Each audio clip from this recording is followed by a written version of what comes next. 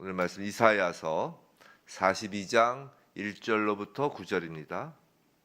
이사야서 42장 1절로부터 9절. 우리 한 목소리로 함께 받들어 읽겠습니다.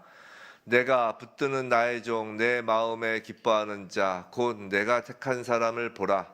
내가 나의 영을 그에게 주었은즉 그가 이방의 정의를 베풀리라. 그는 외치지 아니하며 목소리를 높이지 아니하며 그 소리를 거리에 들리게 하지 아니하며 상한 갈대를 꺾지 아니하며 꺼져가는 등불을 끄지 아니하고 진실로 정의를 시행할 것이며 그는 쇠하지 아니하며 낙담하지 아니하고 세상의 정의를 세우기에 이르리니 섬들이 그 교훈을 앙망하리라. 하늘을 창조하여 펴시고 땅과 그 소산을 내시며 땅 위의 백성에게 호흡을 주시며 땅에 행하는 자에게 영을 주시는 하나님 여호와께서 이같이 말씀하시되 나 여호와가 의로 너를 불렀은즉 내가 내 손을 잡아 너를 보호하며 너를 세워 백성의 언약과 이방의 빛이 되게 하리니 내가 눈먼 자들의 눈을 밝히며 갇힌 자를 감옥에서 이끌어내며 흑암에 앉은 자를 감방에서 나오게 하리라. 나는 여호와이니 이는 내 이름이라. 나는 내 영광을 다른 자에게 내 찬송을 우상에게 주지 아니하리라. 보라, 전에 예언한 일이 이미 이루어졌느니라. 이제 내가 새 일을 알리노라. 그 일이 시작되기 전에라도 너희에게 이르노라. 아멘. 이 새벽에 이사야서 42장 1절로부터 9절 말씀, 이 말씀을 받은 우리 모두가 정말 이사야가 기도하며 바라였던 그 주의 종을 보는 것처럼 우리의 마음에 주의 종을 품고 이 나라 이 민족을 위하여 기도하는 우리 모두가 되길 주님의 이름으로 축원합니다. 오늘 이 말씀이 참 기쁜 말씀이죠. 우리 그리고 많이 아는 구절이 여기 참 많이 포함되어 있어요. 이사야서 42장은 정말 다른 신약 성경이나 이렇게 많이 인용되는 구절입니다. 그리고 우리가 또 찬송가로도 많이 불려지는 가사들이 나온 제목이기도 하죠.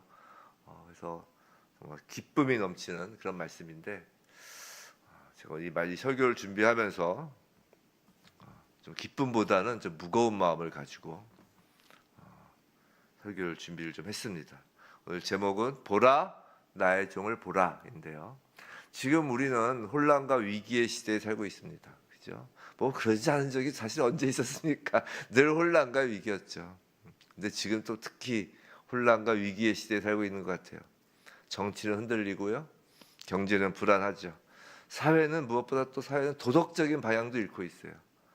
뭐가 옳은지 모르고 있어요, 사람들이. 이럴 때 사람들은 이제 자연스레 이제 지도자를 찾습니다. 누가 이 혼란 속에서 바른 길을 보여줄 것인가 하는 갈망이 우리 안에 있죠. 근데 사실 사람에게서 그걸 찾기는 어렵죠.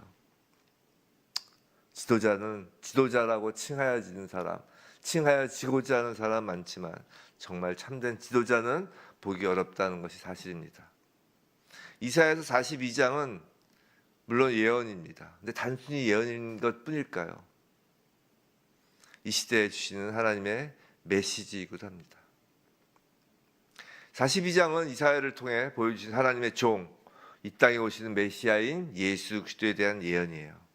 그런데 우리는 지난 41장까지 이사야서 41장까지 페르시아의 고레스가 그 고레스를 통해서 이제 선민 이스라엘이 해방되잖아요. 그것을 예언하면서 이사야가 그 고레스가 이사야서의 그 고레스가 예수 그리스도를 예표하는 자다라는 것을 사실 좀 보았죠. 하지만 고레스가 메시아라는 건 아니에요. 예표한다는 것이죠. 고레스는 불완전한 사람에 불과하죠. 역사 속에 단지 예표일 뿐입니다. 진정한 메시아는 오직 예수 그리스도시죠. 그럼 오늘 본문에서 우리가 보게 될 메시아, 진정한 지도자이신 예수 그리스도의 모습, 이 메시지에서 하나님께서 우리에게 주시는 메시지가 무엇일까? 자, 예수께서 승천하시고 이제 성령을 보내셨어요. 지금 이사야가 예언하던 이 시절엔 그 오실 예수님이었죠. 그 예수님은 오셨습니다. 그 승천하시고 이제 성령을 보내셨어요. 성령으로 예수님은 우리와 함께 늘 계시는 것이죠. 우리 살아있는 사람들의 이 마음에 계신 것입니다. 즉 이제는 예수 그리스도는 성령으로 우리 안에 살아계시고 성령은 살아있는 사람을 통하여 일하신다고요. 우리의 손과 발을 쓰셔서 일을 하신다고요. 즉 이제는 예수 그리스도의 예표로서의 고레스가 아니라 성령에 붙잡혀 살아있는 지도자가 우리 시대에 필요한 것입니다. 지금 대한민국은 대통령 선거를 앞두고 있죠. 제가 웬만하면 강대상에서 정치 얘기 안 합니다. 오늘도 뭐 정치 얘기하려는 거 아니에요. 선입견을 갖지 마시고. 근데 중요한 시기입니다. 지금 뭐 빨간 당이냐 파란 당이냐, 전 빨간 당 파란 당이 어떤 당인지 사실 요새 좀 헷갈리는데, 빨간 당 파란 당이기 전에 성도의 정체성은 내가 빨간 당을 지지하느냐 파란 당을 지지하느냐가 아니라 성도의 정체성은 하나님 나라 시민인 거예요. 우리는 하나님께 빨간 당 파란 당의 지지자로서 기도하는 사람이 아니라는 것이에요. 성도 여러분, 성도는 기도하는 자예요. 성도는 하나님께 구하는 자입니다. 그거 안 하실 거면 성도라고 하지 마세요. 귀 안 나오셔도 됩니다. 그거 안 하실 거예요. 하나님께 기도하는 사람입니다. 하나님 나라 시민으로서 기도한다는 것이 빨간 당 소속으로서 기도하는 게 아니라 파란 당 소속으로서 기도하는 게 아니라 하나님 나라 시민으로서 기도하는 것이에요.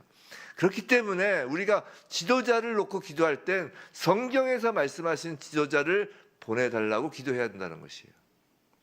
오늘 하나님 말씀에서 이런 지도자를 보내달라고 기도하고 또 지지하고 투표할 때 100% 우리 마음에 만족하거나 100% 하나님의 말씀에 부합하는 사람은 없지요. 하지만 그렇지 않다 할지라도 최소한 기도하는 마음으로 성령의 감동과 신앙적 양심으로 투표하는 것이 옳기 때문에 이제 오늘 본문을 통해 몇 가지 이 시대의 지도자를 두고 어떻게 기도하는 것이 좋을지, 성도가 무엇을 집중해야 될지, 무엇을 염두에 두어야 할지를 살펴보도록 하겠습니다.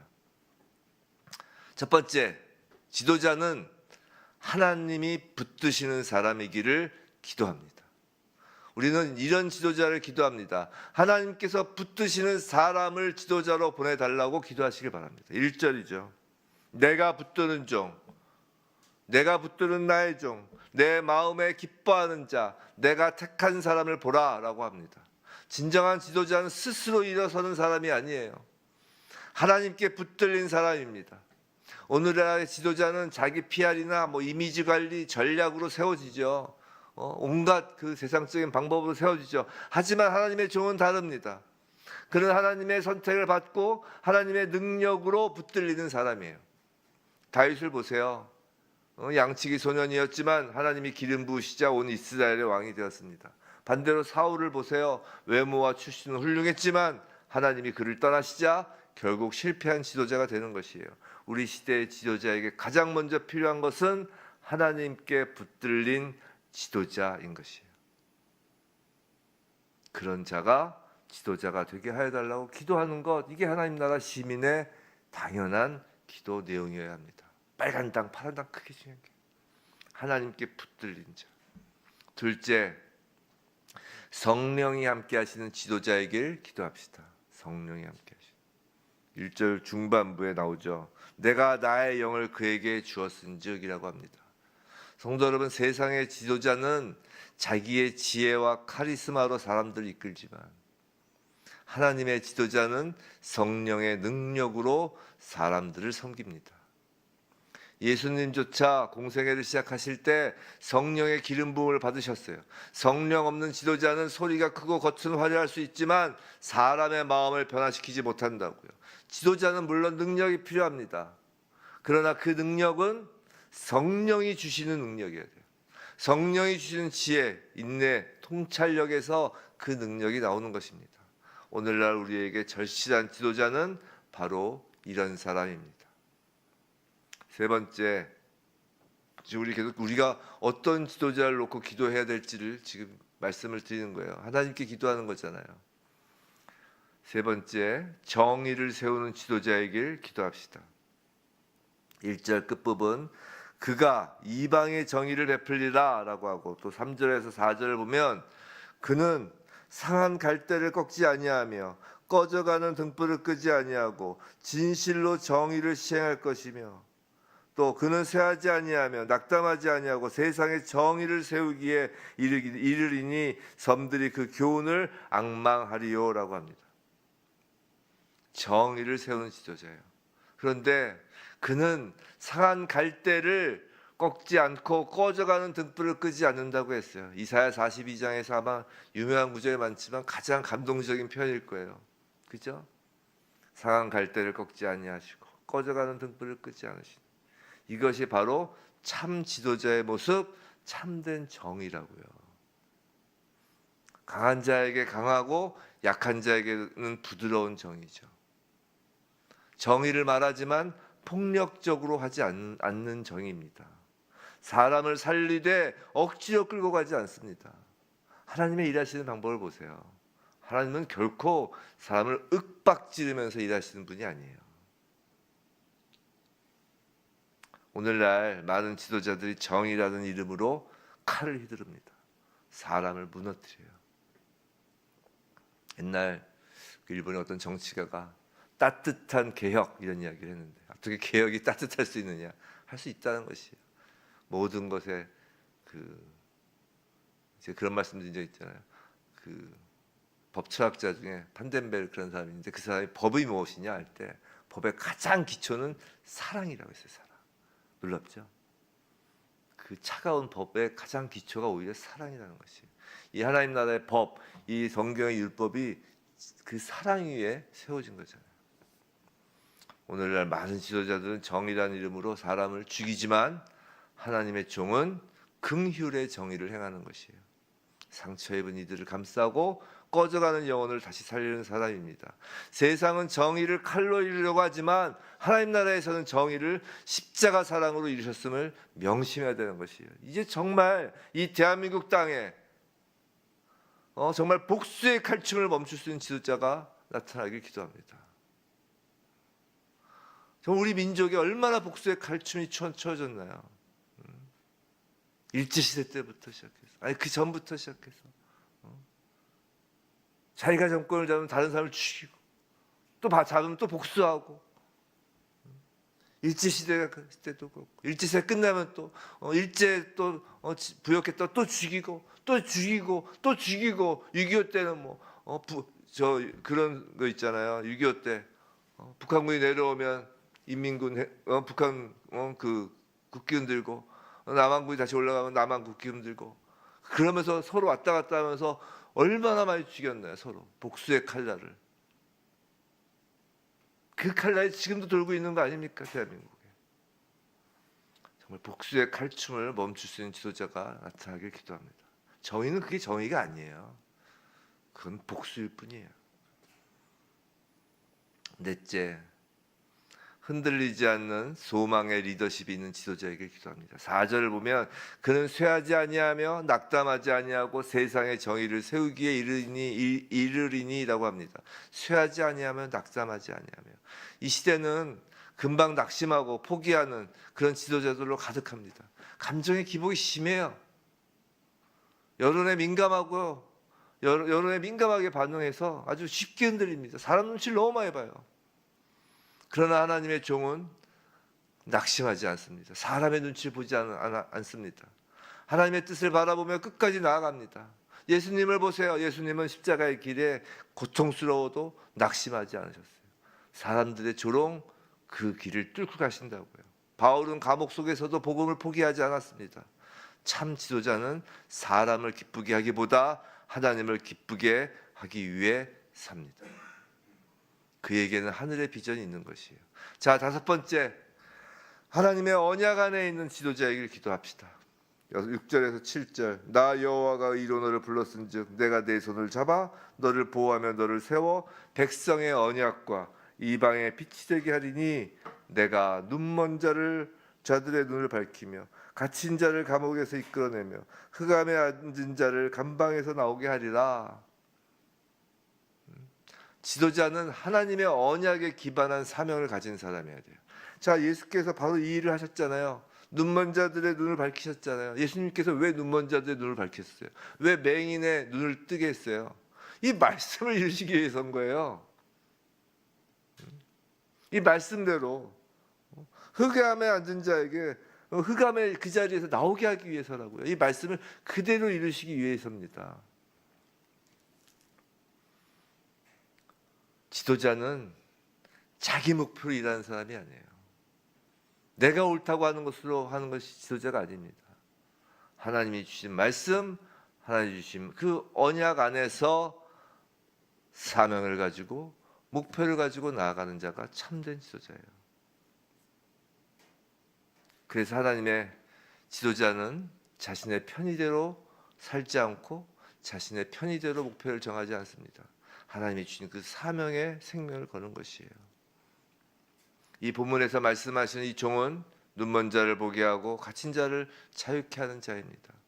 이게 뭐예요? 눈먼 자를 보게 하고 갇힌 자를 자유케 하는, 이게 바로 복음이잖아요. 바로 복음의 사명자예요. 진정한 지도자는 복음을 전하고 사람을 자유케 하는 자입니다.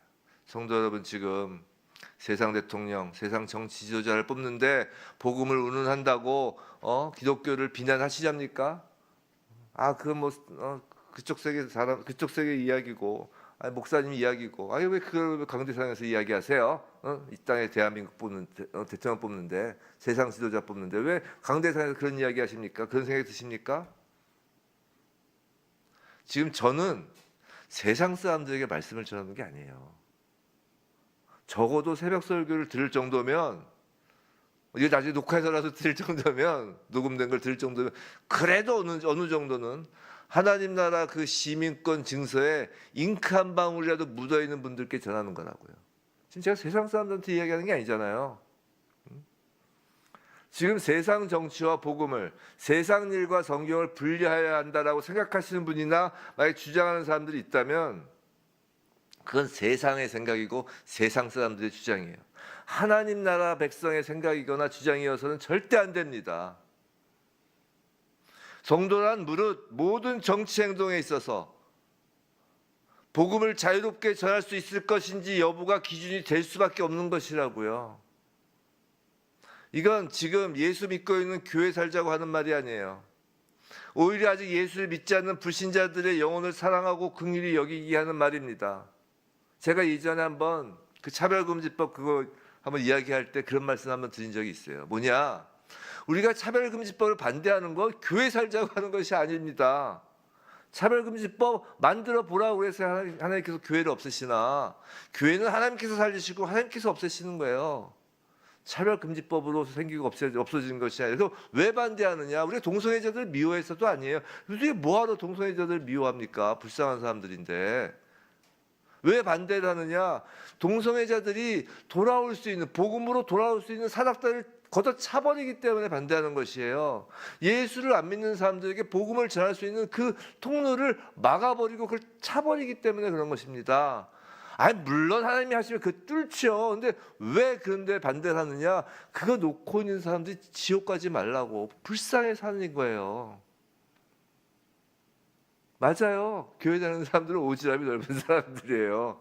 자기만 구원받으면 됐지 뭐 남의 구원까지 신경 씁니까? 오지랖 넓게. 맞아요. 우리는 오지랖이 넓을 수밖에 없어요. 왜냐하면 예수가 우리 안에 계시기 때문이에요. 그게 사랑이라고 우리는 배웠기 때문입니다. 성도 여러분, 우리가 믿는 것은 하나님께서 일하신다는 사실이에요. 맞아요. 하나님께서 일하세요. 8절, 하나님께서 하나님의 이름과 영광과 찬송을 우상에게 주지 아니하실 것을 믿습니다. 하지만 하나님께서는 이제 우리에게 물어보신다고요. 항상 하나님은 그냥 혼자서 독단적으로 일하시는 분이 아니에요. 성도에게 항상 함께 일하자 하신다고요. 그러면서 물어보십니다. 너희는 너희의 책임을 다하고 있느냐고 말이에요. 최소한 기도라도 해야 될 거 아니에요. 내가 빨간 당이다 파란 당이다 내 생각이 아니라 최소한 기도하고 물어는 봐야 될 거 아니에요. 하나님은 언제나 성도의 기도와 함께 역사하시잖아요. 성도는 빨강이냐 파랑이 아니라 하나님 말씀에 따라 기도하고 최소한 신앙적 양심을 가지고 선택을 해야 되는 거잖아요. 정말 어리석습니다. 내 고향이 어딘지가 뭐가 중요합니까? 여러분의 고향이 그 호남입니까? 경상도입니까? 그 본향으로 가세요. 그러면 나중에 죽어서도. 여러분의 본향은 하나님 나라라고요. 언제까지 그렇게 다 갈릴 겁니까? 참 어리석습니다. 누가 이 나라가 망하는 길을 보려 한다면 이 땅의 기독교인을 보라고 하세요. 그러면 기도 안 하는 자들, 당신 때문에, 여러분 때문에 나라가 망하는 것입니다.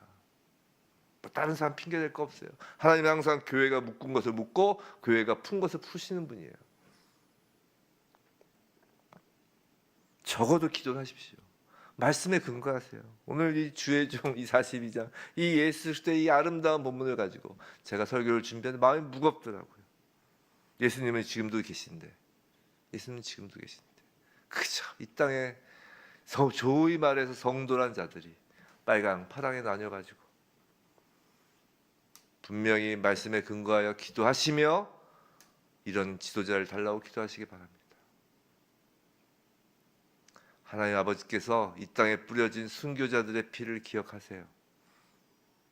부디 하나님께서 그 피를 기억하시고 이 나라를 긍휼히 여기셔서 하나님이 붙드신 종, 성령 충만한 지도자, 정의를 이루되 사랑으로 행하는 지도자, 복음 안에서 소망과 사명을 갖는 지도자,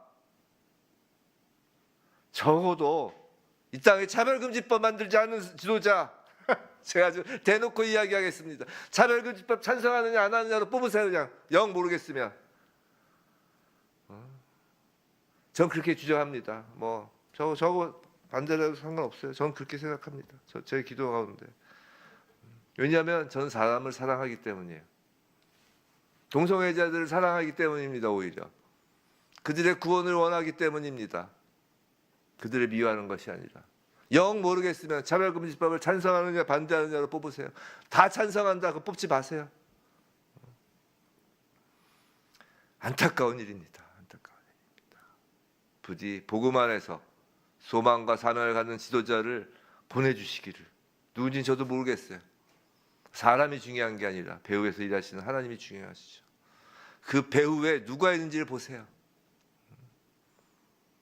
부디 이 나라에 정말 그 순교자의 피를 기억하여 주시옵시고 긍휼히 여기사 이 땅을 긍휼히 여겨달라고, 이 땅에서 영혼 구원의 사역이 멈춰지는 일이 없게 해달라고, 그 무엇보다 이 자유대한민국이 이게 어떻게 세워진 나라입니까? 정말 그 믿는 선진들의 그 핏부림으로 세워진 그 빚진 자들입니다. 그 후손인 크리스찬들이, 이 땅의 크리스찬이라 칭하는 자들이 정말 어리석은 자, 기도하지 않고 하나의 뜻을 구하지도 않는 자 되지 않기를 정말 간절히 기도하며 이 땅에 하나님이 택하시고 붙잡으시고 내가 붙드는 나의 종, 내 마음에 기뻐하는 자, 곧 내가 택한 사람을 보라. 우리가 그 지도자를 볼 수 있기를 주님의 이름으로 축원합니다.